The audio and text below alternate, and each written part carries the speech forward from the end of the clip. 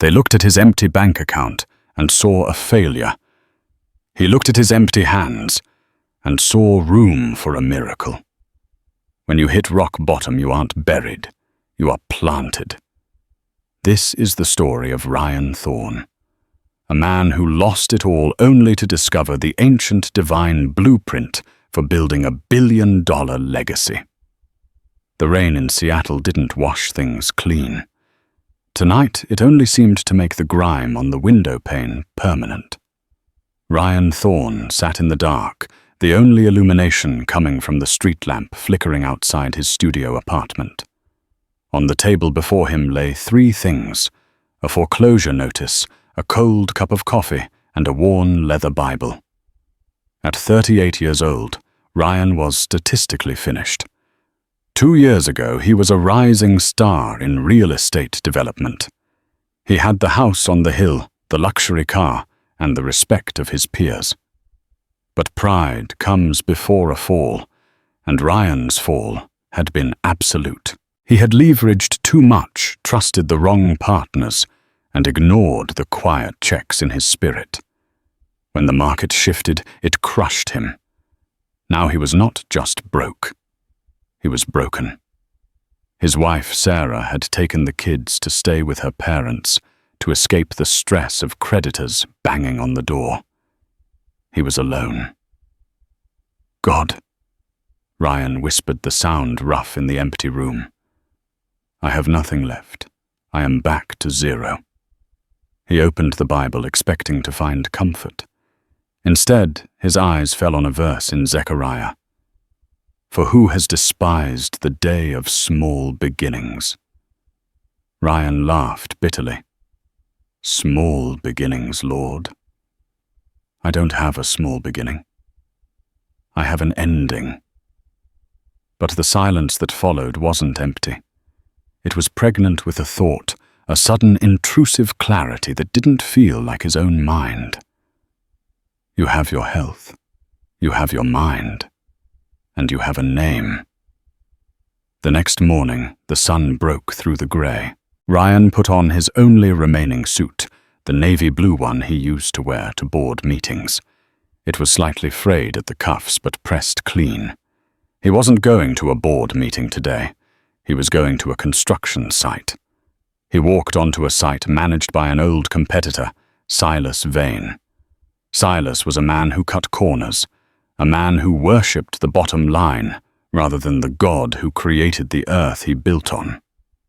"Well, well," Silas sneered, looking down from the temporary office trailer steps. "Ryan Thorne, looking for a handout." "I'm looking for work," Ryan said, his voice steady. "I know you're having trouble with the foundation pouring on the west sector. I know how to fix the drainage issue." Silas laughed. "The great Ryan offering to become a foreman. You're a liability, Thorne. You're poison." "I'm not asking for a contract," Ryan said, swallowing his pride, a bitter pill he was learning to digest daily. "I'm asking for a day's wage. If I fix the drainage by sunset, you pay me. If I don't, I walk away." Silas narrowed his eyes. He was behind schedule and losing money. "Fine, but you dig the trenches yourself. No crew." That day, the man who once signed million-dollar checks grabbed a shovel. The physical labor was grueling. His hands, softened by years of office work, blistered within the hour. By noon, his back screamed in protest. But as he dug into the mud, Ryan felt something strange. A rhythm. Whatever your hand finds to do it with all your might. He wasn't just digging a ditch. He was digging out his soul. He realized that for years he had been building for his own glory. Now, stripped of his ego, he was simply working. He saw the soil, the water table, the geometry of the land. He saw God's design in the physics of the mud. By sunset, the trench was dug, the pipes were realigned, and the standing water was draining away perfectly. Silas walked out, inspected the work, and grudgingly handed Ryan a crumpled envelope of cash. It was a pittance compared to his old life. Barely enough for groceries and gas. "Don't get used to it," Silas spat. Ryan took the envelope. He didn't feel shame. He looked at the dirty bills and felt an overwhelming sense of gratitude. This was seed. He walked to his car, and before he started the engine, he took out 10% of the cash. He put it in a separate pocket. "Lord," Ryan said, looking at his blistered, shaking hands. "I lost the millions because I thought they were mine. This $60, this is yours. I will be faithful with the little." He drove to the small community church he had been too busy to attend during his wealthy years and slipped the money into the donation box. It was the widow's mite. It was irrational. It was the first step toward the billions. 3 months passed. Ryan was no longer the man in the high-rise. He was the man in the mud. He had taken odd jobs across the city, building a reputation not as a tycoon, but as a problem solver. He was the fixer. When a project stalled, when a blueprint didn't make sense, they called Ryan. He was living in a state of aggressive humility. He saved every penny lived on rice and beans, and continued to tithe religiously on every dollar, whether it was 10 or 10,000. One afternoon, while inspecting a site for a small residential developer, Ryan met an elderly man sitting on a park bench nearby.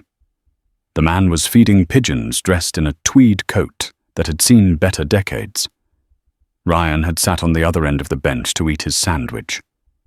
"That's a load-bearing wall they're arguing about," the old man said softly, gesturing to the construction crew across the street where 2 architects were shouting at each other. Ryan looked up, surprised. "Yes, it is. If they move it, the second floor collapses." The old man smiled. His eyes were a piercing, clear blue. "Most people just see a wall. You see the structure. I'm Arthur." "Ryan." "I know who you are, Ryan Thorne," Arthur said, tossing a crumb to a bird. "I followed your bankruptcy. It was spectacular." Ryan stiffened. "I'm not that man anymore." "Clearly." Arthur gestured to Ryan's work boots. "Tell me, Ryan, if you had $1 billion today right now, what would you do with it?" Ryan paused. The old Ryan would have said, "Buy an island or rebuild my tower." "I would buy the marshlands in the East District." Ryan said the answer surprising even him. Arthur raised an eyebrow. "The swamp?" "It's useless. The city has been trying to dump that land for 20 years. "It's not useless," Ryan said, leaning forward, his eyes lighting up.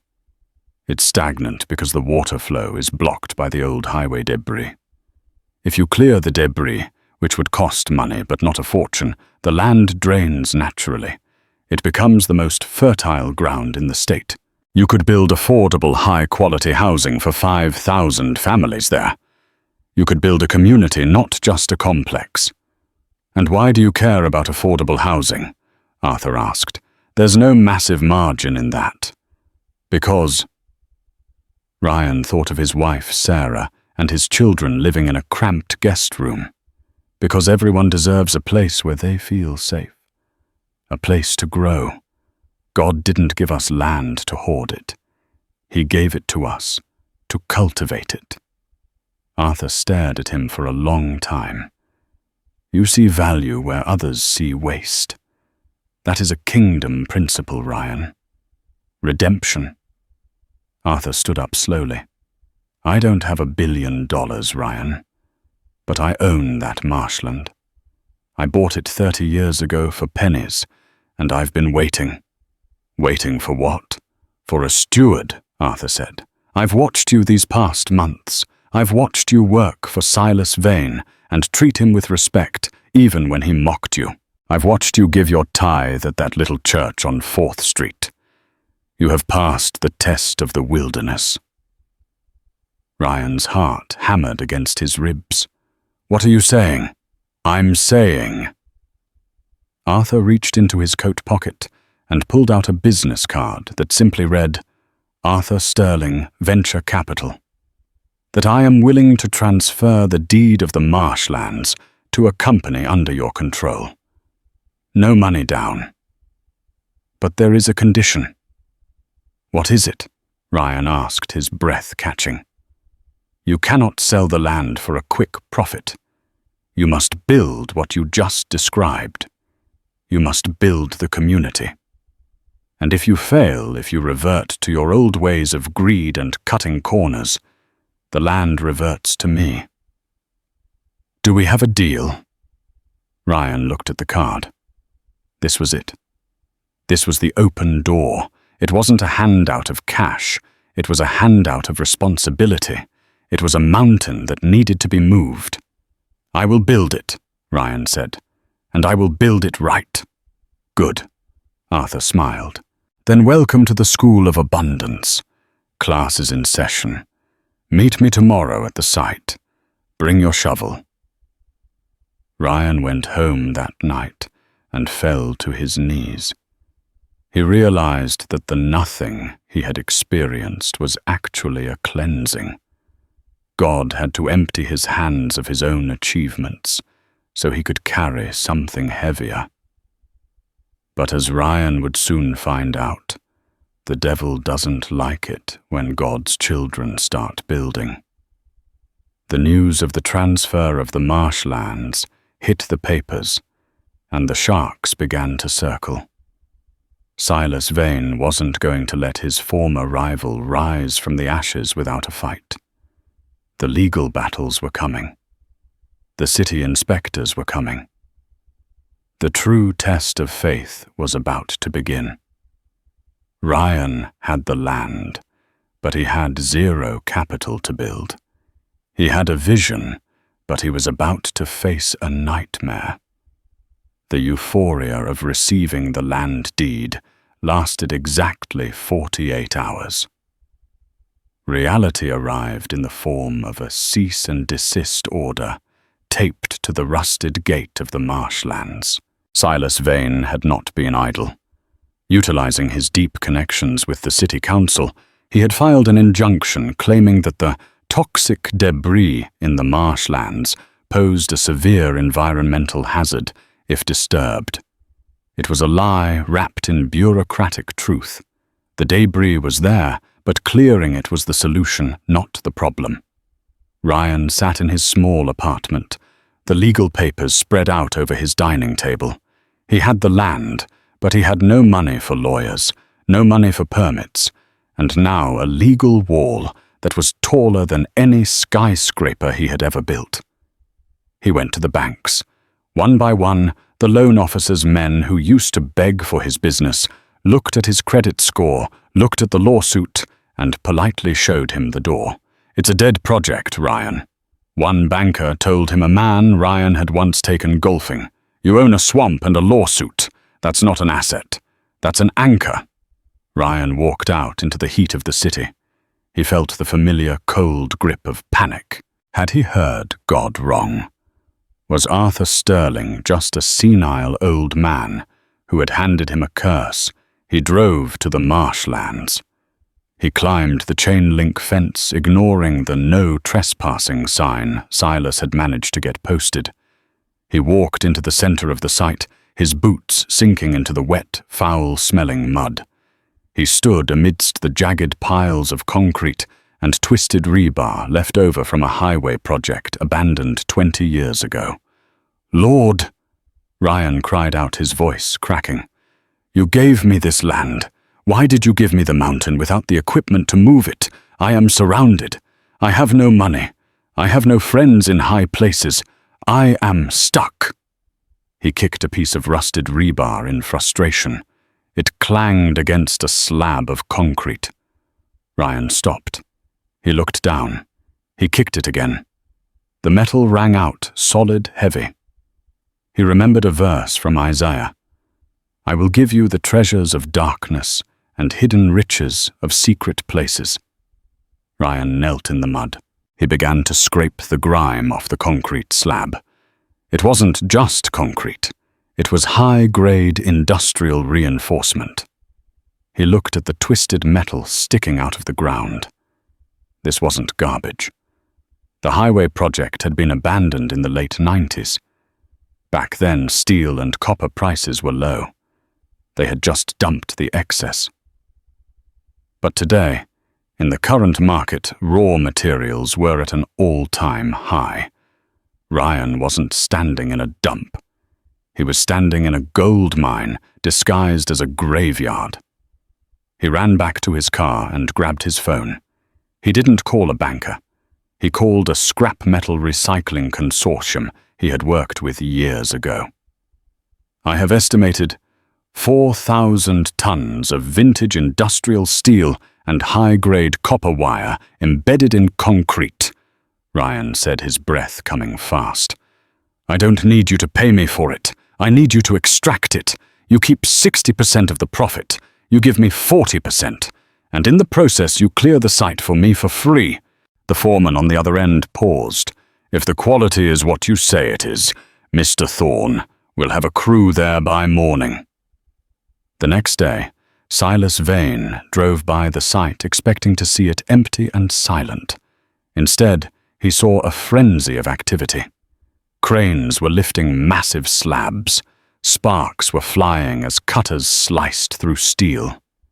Silas stormed out of his car. "What is this?" "There's an injunction you can't build here."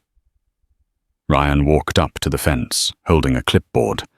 He looked calm, almost dangerous in his peace. "We aren't building, Silas," Ryan said smoothly. "We are complying with your environmental concerns. We are engaging in hazardous material removal. We are cleaning the site just as the city requires." Silas turned purple.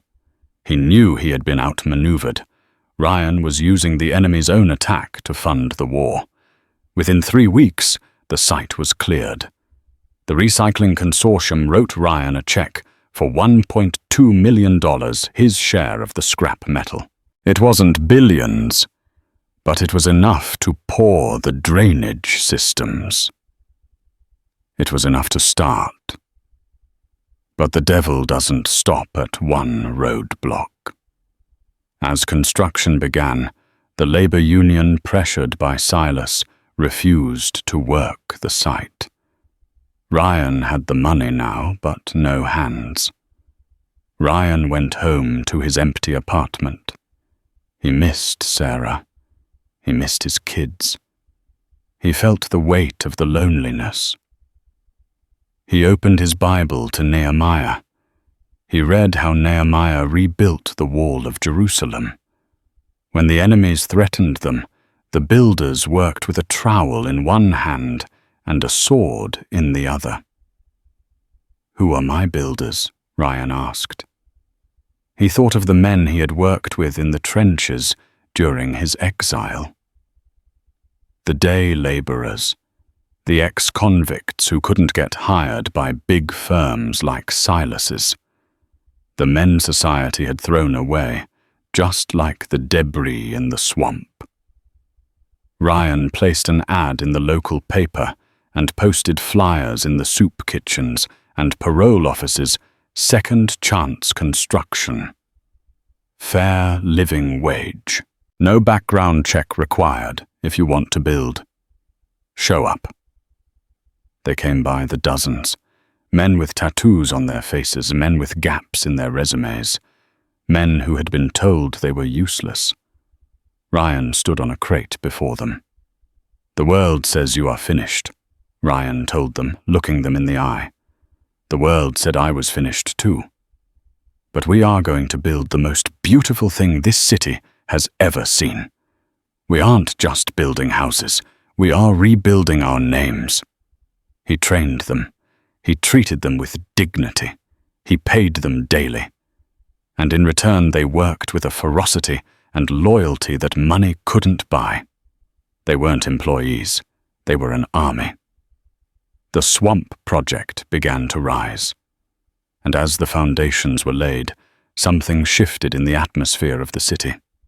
People stopped mocking and started watching. 5 years later. The rain in Seattle was falling again, but this time it didn't look like grime. It looked like life. Ryan stood on the balcony of the community center at Eden's Gate, the neighborhood that now stood where the marshlands used to be. It was a marvel of engineering and ecology. The water that once flooded the land now flowed through beautiful canals powering the hydroelectric turbines that made the community energy independent. The housing was affordable, yet luxurious, built with sustainable materials. It had become the model for urban development worldwide. Ryan wasn't wearing a frayed suit anymore, but he wasn't wearing a $5,000 designer tuxedo either. He wore a simple button-down and jeans. He heard footsteps behind him. It was Sarah. She wrapped her arms around his waist.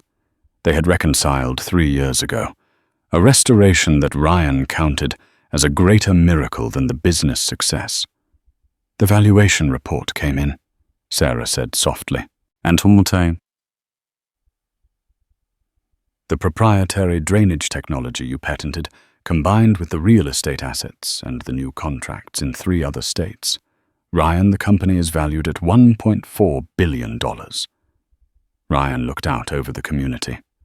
He saw children playing in the park. He saw the Second Chance crew, now foremen and managers running operations. He was a billionaire. The word felt strange. In his past life, it would have been a badge of honor, a weapon to bludgeon his enemies with. Now it felt like a heavy backpack he was carrying for someone else. "It's not ours," Ryan said. "I know." Sarah smiled. The journey hadn't been a straight line. Silas Vane had eventually overextended himself, trying to crush Ryan. In a twist of poetic justice, Silas's company had collapsed under the weight of fraud investigations. When Silas lost everything, Ryan didn't gloat. He didn't sue. Instead, Ryan had driven to Silas's foreclosed office. He found the man sitting in a box of his own belongings, weeping. Ryan had offered him a job, not as a partner, but as a consultant. "You know the codes better than anyone, Silas. Use your knowledge for something good." Silas had wept, broken by the kindness he didn't deserve. That was the kingdom way. You don't destroy your enemies. You give them a chance to become your brothers. Ryan walked down from the balcony and into the main hall. A meeting was scheduled. Arthur Sterling was there, sitting in the front row. He was frail now in a wheelchair, but his blue eyes were as sharp as ever. Ryan took the microphone. The room was packed with investors, reporters, and community members. "Today the news is calling me a billionaire," Ryan began. The room went silent. "But let me tell you the cost of that word. The cost was losing everything I thought I owned, so I could find everything that actually matters." He pointed to the screen behind him, which displayed the blueprint of the city. "We are announcing today the launch of the Thorn Foundation. 90% of the profits from Eden's Gate will not go into my pocket. They are going into a fund to purchase wasteland in developing nations. We will use the same technology to drain swamps in malaria-stricken zones, build housing, and create arable farmland." The crowd murmured. This was unheard of. "God did not bring me from the pit to the palace so I could sit on a throne," Ryan said, his voice ringing with authority. "He brought me here to open the gates for others. True abundance isn't about how much you keep. It's about how much flows through you. If you close your hand to hold on to your money, You can't receive anything new, but if you keep your hand open, God can move mountains through you. Arthur Sterling nodded slowly from his wheelchair, a single tear tracing the lines of his weathered face. The steward had become the master, and the master had become the servant of all. Later that evening, Ryan sat in his home office. On his desk sat the old foreclosure notice from 5 years ago, framed in glass.